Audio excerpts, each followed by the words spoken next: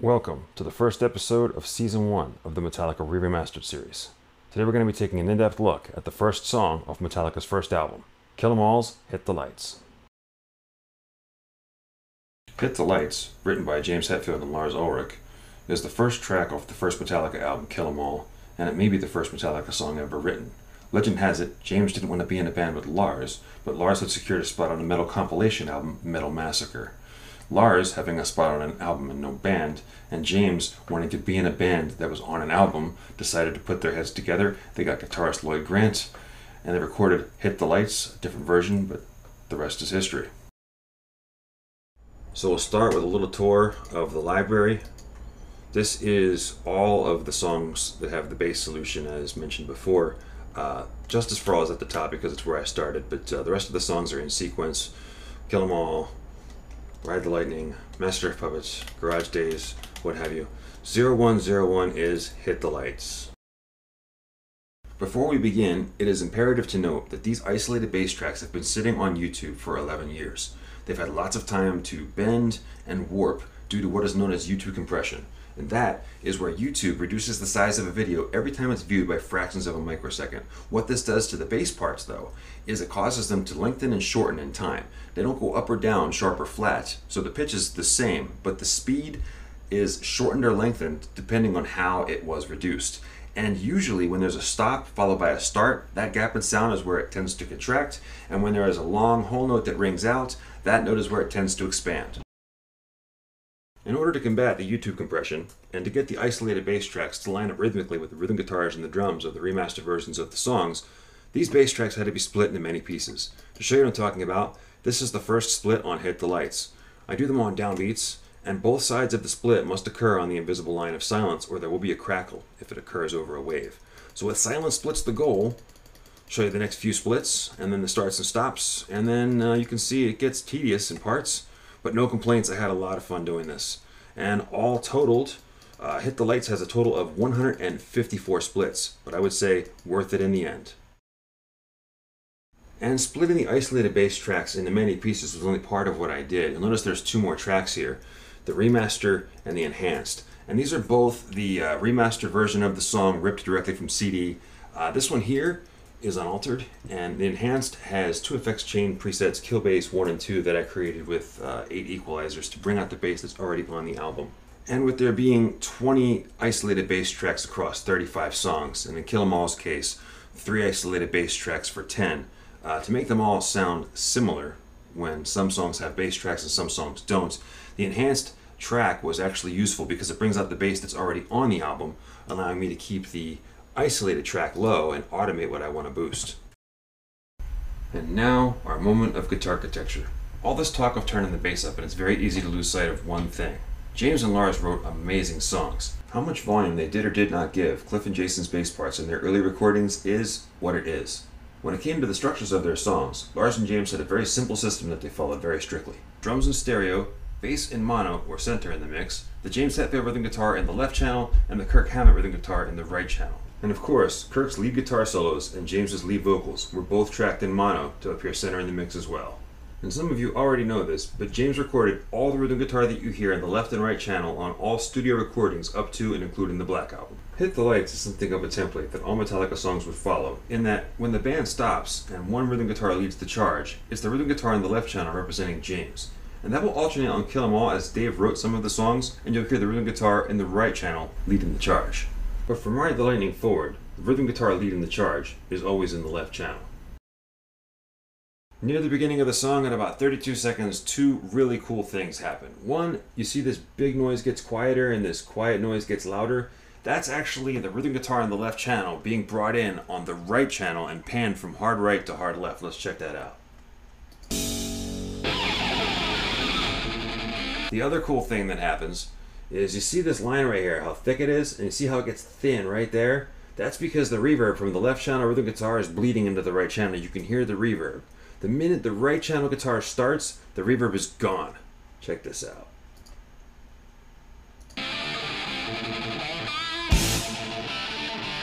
Now, if you heard that with headphones, you heard what I just heard, which is the reverb from the left channel guitar is non-existent in that right channel once that right channel guitar starts playing. Pretty cool. Now I want to show you the actual Cliff part itself. It's interesting. Right here, at around 16 seconds, Cliff hits this note. 30 years as a Metallica fan, I've never heard this note in my life till I found the isolated bass track for this album on YouTube and gave it a listen. But I also had to figure out, because he does it where there's no drums.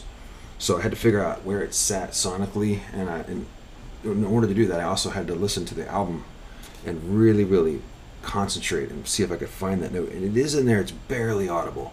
So I thought to myself, I've got to get that note audible in this song, because it's just such a Cliff Burton moment, such a Cliff, doing like a little sound check right there in the song. So, but in order to do that and not have the rest of the song be obnoxiously loud and the bass be dominant in the mix, which is exactly what I don't want. This is not going to be bass in your face. But I wanted that note, so I started using the automation lane, and this was a trick that I'd already been using when I did the Master of Puppets songs.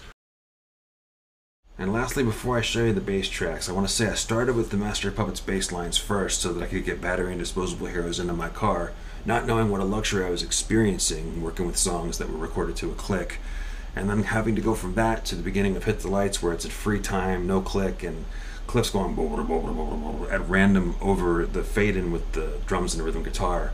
It was alphabet soup trying to figure that out, not gonna lie, it was hard. But I eventually wrapped my brain around it. And without further ado, the Cliff Burton bass part for Hit the Lights. Check out that note at 15 seconds.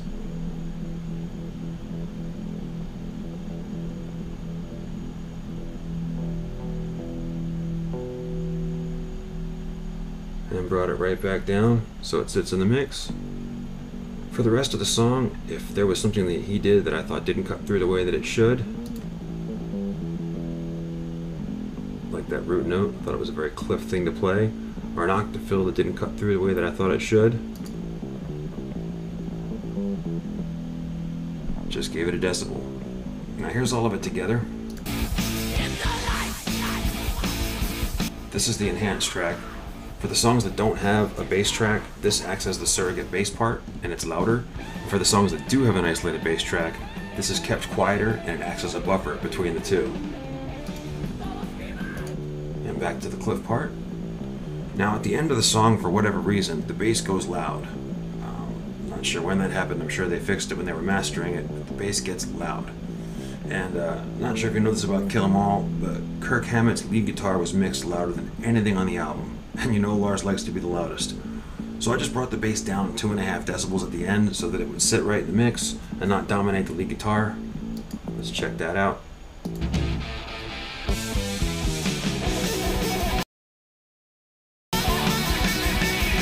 And you can see it does. And then we have the end of the song.